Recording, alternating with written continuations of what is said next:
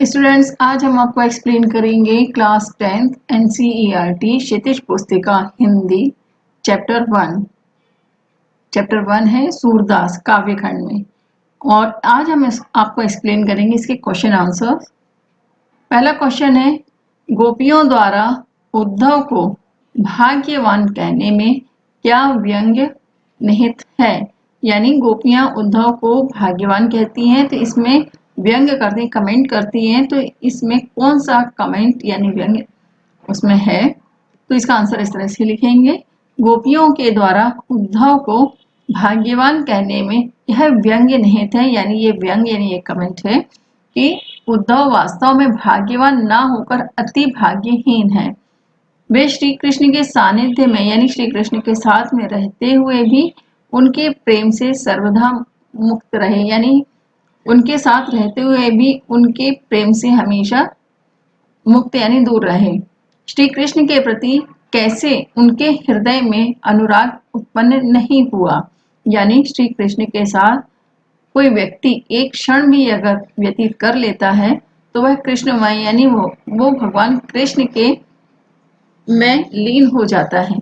वे प्रेम की सुखद अनुभूति से पूर्णतया अपरिचित है। यानी उद्धव को वे कहती हैं गोपियां कि श्री कृष्ण के साथ में रहते हुए भी वो श्री कृष्ण के प्रति प्रेम की जो सुखद एक अच्छा आनंद है, तो उससे वो पूरी तरह से अज्ञान है कि उनको।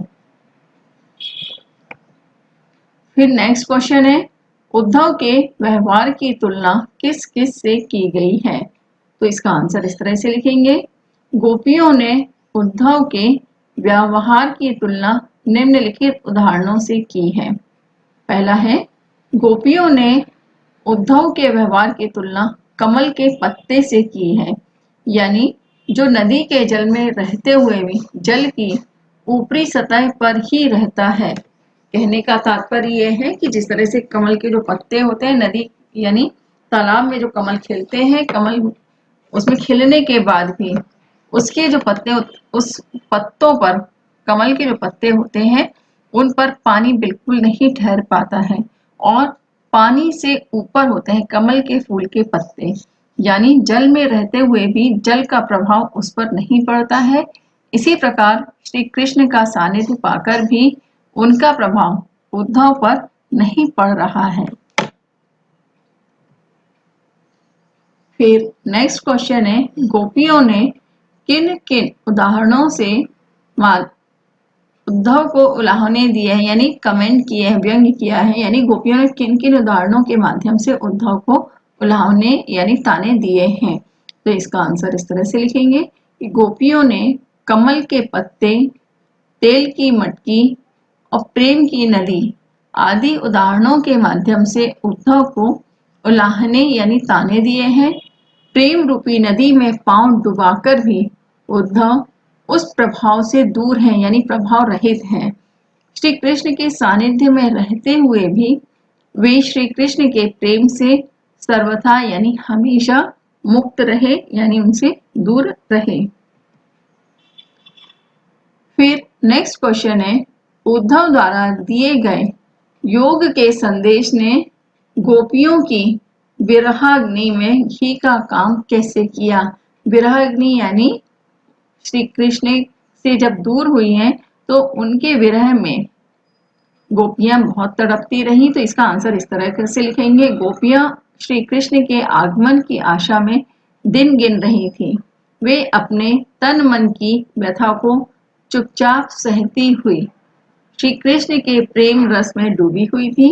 वे इसी इंतजार में बैठी थी कि श्री कृष्ण उनके विरह को यानी उनसे जो दूर है तो उस दूरी को वे समझेंगे, उनके प्रेम को समझेंगे और उनके अतृप्त मन को अपने दर्शन से तृप्त करेंगे।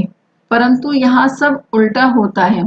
श्री कृष्ण को ना तो उनकी पीड़ा का ज्ञान होता है यानी उनकी दुख का, उनकी तकलीफ का ज्ञान नहीं होता है और ना ही उनके विरह के दुख का, बल्कि श्री कृष्ण योग का संदेश देने के लिए उद्धव को भेज देते हैं।